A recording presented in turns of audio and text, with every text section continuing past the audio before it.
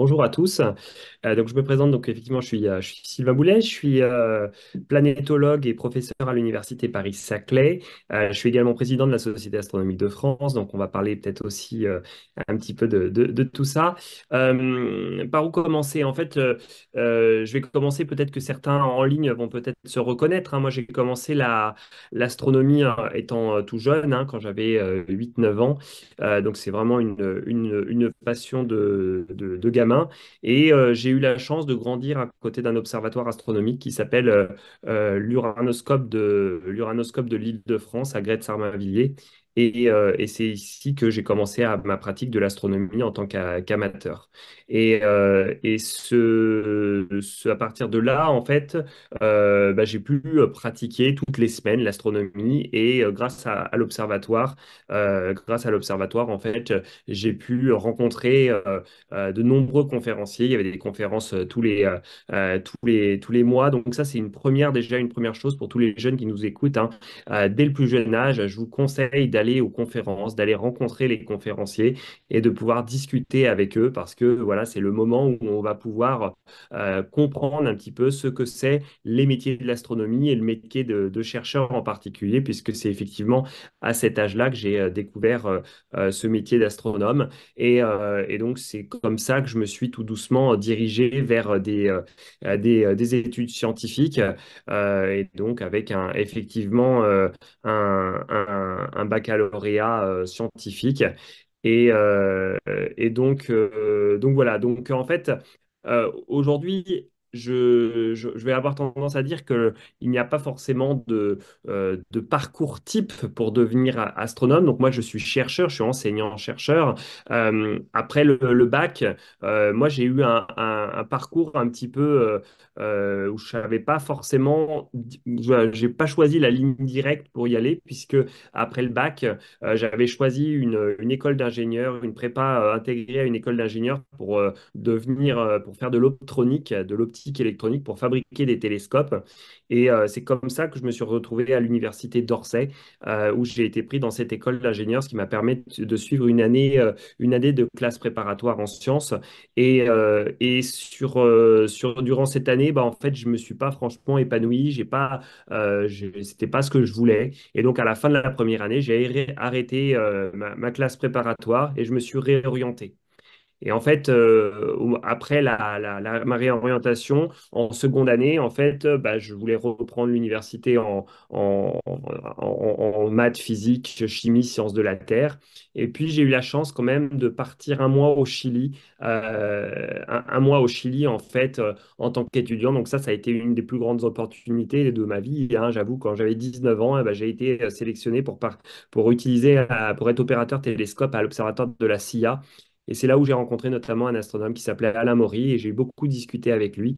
Et c'est là où je me suis rendu compte que l'astrophysique n'était pas forcément fait pour moi. Et donc je me suis dit, je vais plutôt faire que de l'astrophysique, je vais faire de la géologie planétaire et je vais me concentrer justement plutôt pour travailler sur la géologie des planètes. J'avais besoin de concret, d'un côté un peu plus naturaliste, de voir des images, de travailler sur ces images. Et c'est ainsi que j'ai commencé des études de sciences de la Terre.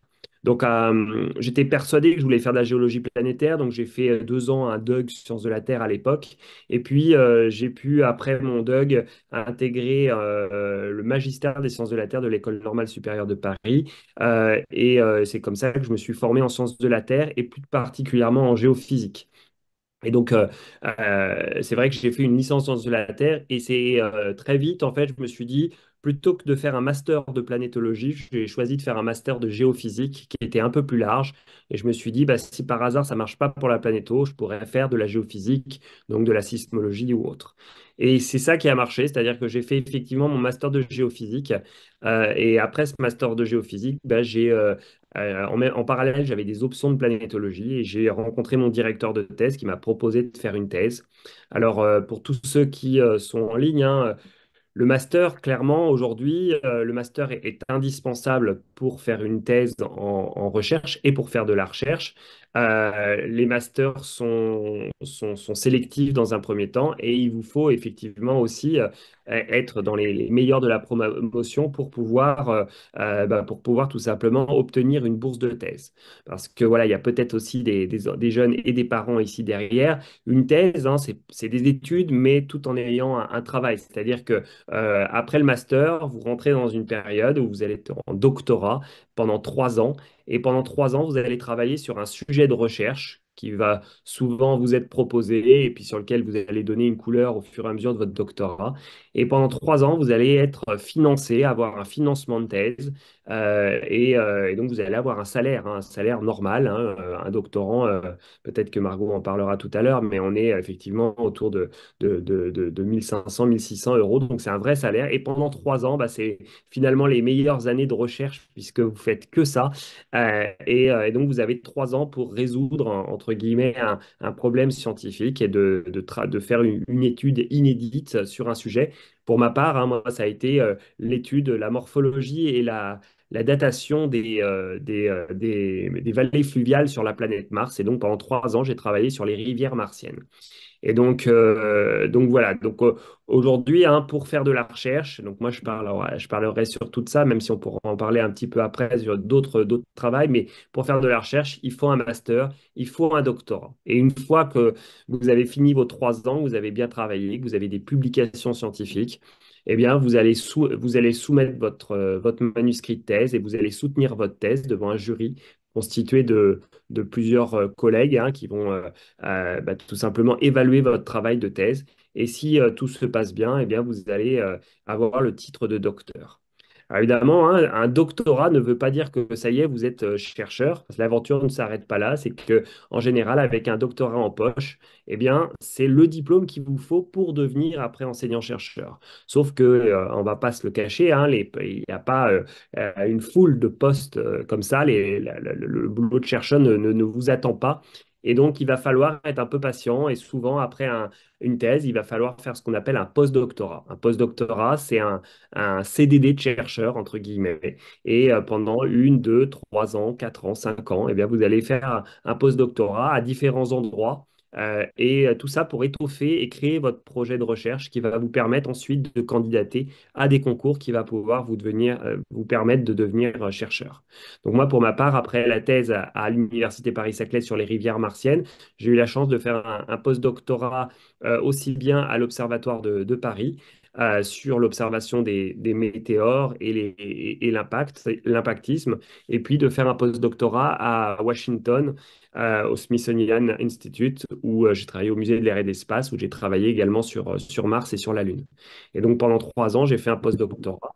Et par la suite, bah, c'est après ce concours, ce postdoc, eh bien, qu'on peut candidater à ce moment-là à des postes. Alors aujourd'hui, hein, pour devenir chercheur, il y a plusieurs façons de faire. Vous avez l'université, moi c'est mon cas, hein, je suis professeur, donc je suis enseignant-chercheur, je partage mes recherches avec l'enseignement. Là, vous passez un concours à l'université pour devenir ce qu'on appelle maître de conférence. Donc, maître de conférence, c'est un enseignant-chercheur qui fait la moitié d'enseignement et la moitié de recherche. Et donc, c'est comme ça que j'ai passé ce concours en 2012. Et à ce moment-là, voilà, quand vous réussissez le concours, hein, vous êtes en concurrence avec d'autres chercheurs qui ont des post-doctorats, des thèses, etc. Donc, il faut avoir le meilleur dossier possible pour pouvoir réussir le concours. Et à ce moment-là, vous entrez, une fois que si vous êtes classé premier, que vous avez le concours, vous devenez maître de conférence. Et c'est comme ça que commence votre carrière académique. Donc, on pourra parler après du travail d'enseignant-chercheur. Mais voilà, c'est pas la seule voie. Il y a d'autres concours. Il y a donc l'université où vous devenez enseignant-chercheur. Il y a le CNRS où il y a des postes de chargé de recherche, en fait, où vous êtes à 100% dans la recherche. Et à ce moment-là, voilà, vous êtes chercheur dans un laboratoire et vous êtes chercheur du CNRS. Et puis en astronomie, on a aussi un autre corps qu'on appelle le CNAP, qui est le Corps national des astronomes et des physiciens. Et donc ça, c'est pareil, c'est un concours où bien, vous devenez astronome adjoint. Voilà. Et donc, en fait, voilà, vous avez trois corps principaux dans les astronomes. On va dire l'université, le CNRS et le CNAP. Et par la suite, eh bien, vous allez évoluer. Et donc, les maîtres de conférences vont devenir professeurs. Les chargés de recherche vont devenir directeurs de recherche. Et les astronomes adjoints vont devenir astronomes. Voilà, et donc moi, après 2012, bah, j'ai eu ce poste de maître de conférence, et donc ça fait aujourd'hui 13 ans que je suis dans le laboratoire Géosciences Paris-Saclay. Géosciences Paris-Saclay, c'est un laboratoire de géosciences, on y fait de la volcanologie, de l'hydrologie, l'étude des sols, la tectonique, et puis de la planétologie. Donc je travaille dans une équipe qui travaille beaucoup sur Mars, sur la Lune, sur les satellites glacés, et c'est comme ça que j'ai pu commencer eh bien, à développer différents projets. Alors pour ma part, hein, évidemment, moi j'ai toujours eu j'ai voulu toujours donner une part importante, notamment à la diffusion des sciences, hein. Donc quand vous êtes chercheur, bah, il est possible quand même de pouvoir faire de la diffusion des sciences. Et donc je partage, je fais de l'enseignement, mais aujourd'hui un peu moins, et je fais beaucoup de plus de diffusion des sciences, puisque je m'occupe aussi de la Société astronomique de France. Et c'est vrai qu'aujourd'hui, hein, le poste que j'ai aujourd'hui me donne beaucoup de liberté pour développer tous les projets que je veux. C'est-à-dire que je suis, on va dire, assez polyvalent et j'aime faire beaucoup de choses différentes. C'est-à-dire que j'enseigne un petit peu, je fais, on va dire, peut-être un tiers de recherche et puis je développe aussi des projets de pour le grand public. Et une partie aussi qui m'intéresse, c'est tout ce qui est développement de l'astronomie dans les pays en voie de développement, et notamment sur le continent africain. Et donc ça, c'est une partie non négligeable où, effectivement, avec plusieurs collègues, on essaye de développer l'astronomie en Afrique et ailleurs. Voilà, donc c'est aujourd'hui, c'est vrai que si je devais refaire, et aujourd'hui après un peu pas mal de temps, bah, je me dis je voudrais pas faire un autre métier, hein, clairement, parce que j'ai quand même toute cette liberté qui me permet de voyager, de rencontrer beaucoup de monde, de développer les projets qui m'intéressent. Et donc c'est vrai que c'est un métier moi qui me correspond, et je peux engager toutes les personnes. Voilà, c'est toutes les personnes qui se voient astronomes ou chercheur, bah, si vous êtes passionné, allez-y, hein. Il faut évidemment mettre toutes les chances de son côté en travaillant bien, que ce soit au lycée, à l'université et puis par la suite. Mais si vous y croyez, il n'y a pas de raison de ne pas y arriver, hein. On a quand même, même s'il n'y a pas beaucoup de postes, il y a quand même des postes, hein. Donc c'est possible. Donc si c'est des choses qui vous intéressent, faites-le. Point important, hein, c'est que voilà, si vous voulez devenir astronome ou astrophysicien, euh, la licence enfin, les études de physique ou de mathématiques ne sont pas la seule voie. C'est-à-dire que l'astronomie, l'étude de l'astronomie est assez large pour que pour faire éventuellement des études de biologie, de mathématiques, de physique, de chimie, de sciences de la Terre. Et effectivement, au niveau recherche, vous allez pouvoir toucher ces différents domaines, même l'informatique, hein. Si vous aimez l'informatique, on a beaucoup d'informaticiens dans nos laboratoires qui aident par la suite dans les recherches. Donc il y a dans les laboratoires des profils très différents, et l'astronomie est quand même très large. Voilà un petit peu pour une courte présentation. Je ne vais pas être plus bavard, je vais peut-être répondre à des questions. Alors, je voyais déjà Eddie Balma là, qui parlait des diplômes d'université. Alors, les diplômes d'université, hein, les DU, sont des diplômes qui vont vous permettre de donner une certification en astronomie, mais qui vont pas, en tout cas, vous permettre de faire de la recherche. Par contre, va vous permettre, pourquoi pas, de vous aider de vous aider, par exemple, à faire de la médiation scientifique. C'est-à-dire que si vous voulez postuler, par exemple, à être animateur dans un planétarium ou animateur dans un centre de culture scientifique, si vous avez déjà une couleur scientifique et que vous voulez vous spécialiser en astronomie, bah, ça, c'est des métiers vers lesquels vous allez pouvoir vous diriger. Ou par exemple aussi, ce genre de spécificité va pouvoir vous être utile si vous voulez devenir journaliste, par exemple. Vous avez un diplôme de journalisme et vous voulez vraiment vous spécialiser en astronomie, ce sont des diplômes qui vont vous permettre de vous aider. Voilà, donc les DU d'université, il y a beaucoup de gens qui on passe un DU d'université rien que pour le plaisir aussi, hein, c'est-à-dire que on n'a pas besoin, les gens ne le font pas forcément pour faire un métier, hein. C'est effectivement, c'est effectivement aussi pour le plaisir, c'est-à-dire que les gens ont leur métier à côté, mais par contre peuvent se spécialiser et à ce moment-là devenir, disons, de pouvoir utiliser leurs compétences avec ce DU dans leur pratique de l'astronomie. Alors, deux questions. Comment avez-vous eu l'opportunité de partir au Chili pendant vos études? Ça, c'est une bonne question. Bah, vous voyez, en fait, un jour, à l'époque, hein, on commençait à avoir des mails. Je me rappelle, hein, c'était en octobre 2001.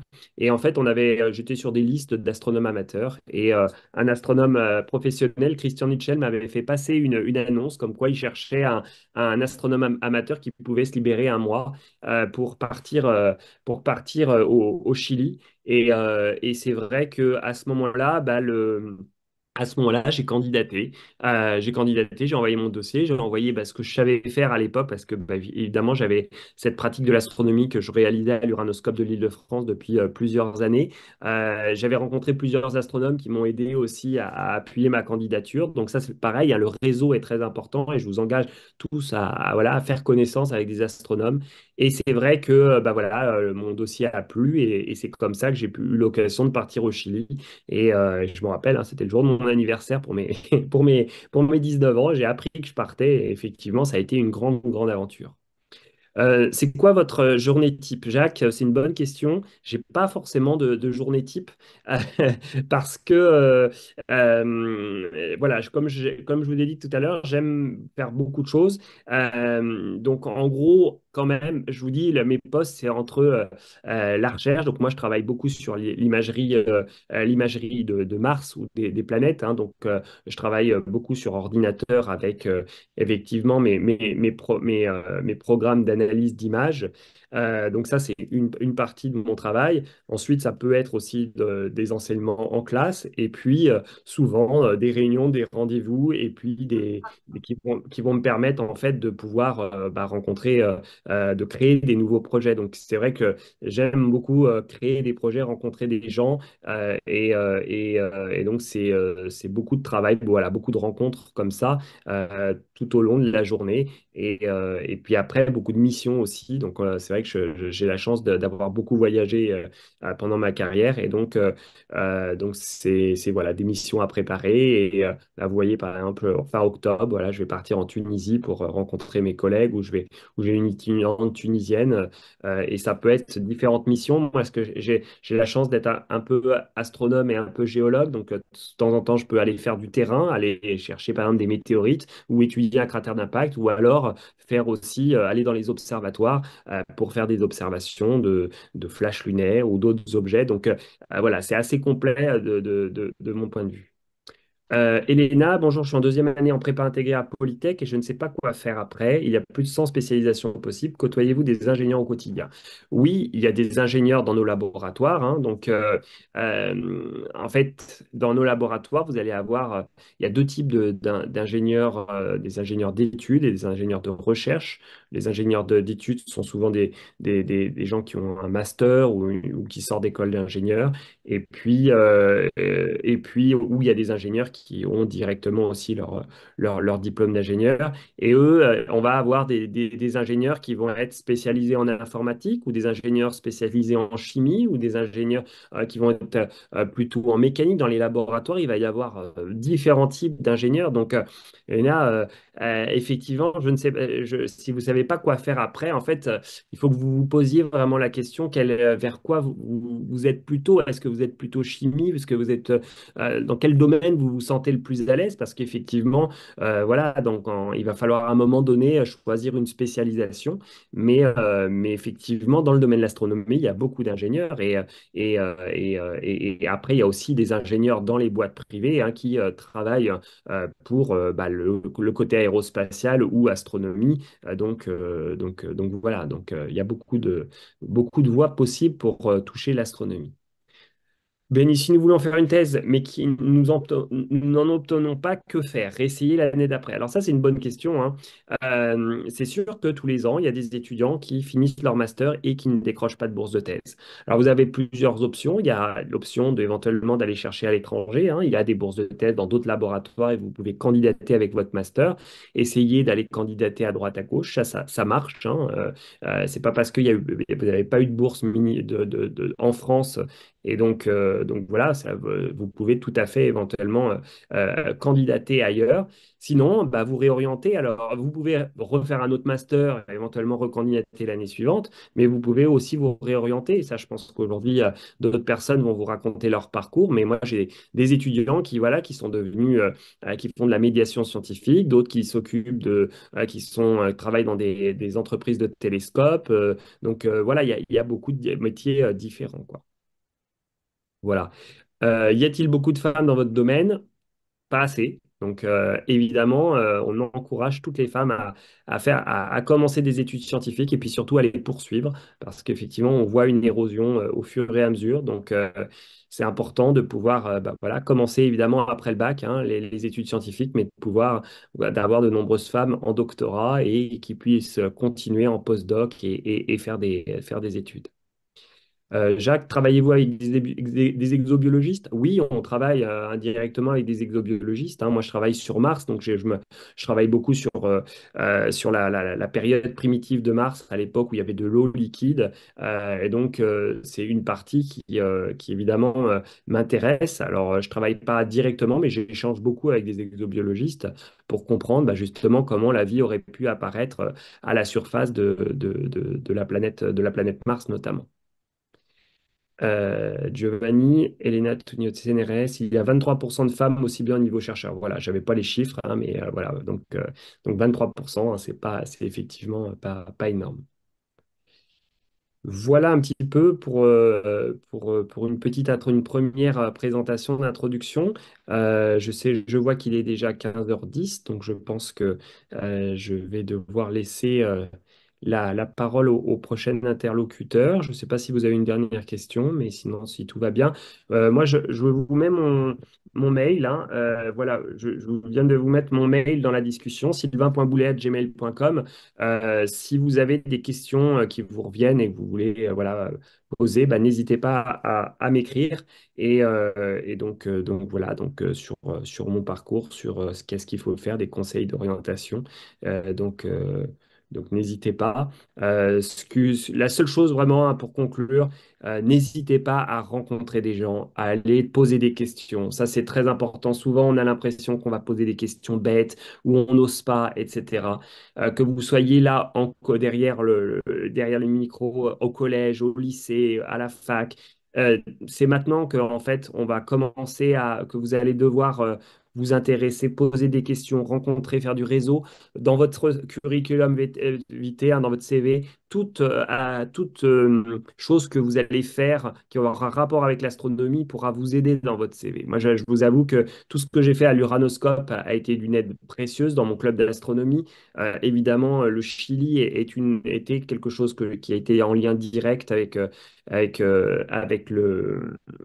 l'Uranoscope. J'ai eu la chance aussi de travailler 2 ans en tant que médiateur scientifique au Palais de la Découverte pendant l'été. Donc, si vous avez des jobs d'été où vous pouvez faire de l'animation, de l'animation, n'hésitez pas à faire ça pendant l'été. Donc, voilà, votre CV et vous le construisez dès le plus jeune âge pour essayer voilà, de pouvoir tout simplement de pouvoir décrocher le job de vos rêves. Voilà.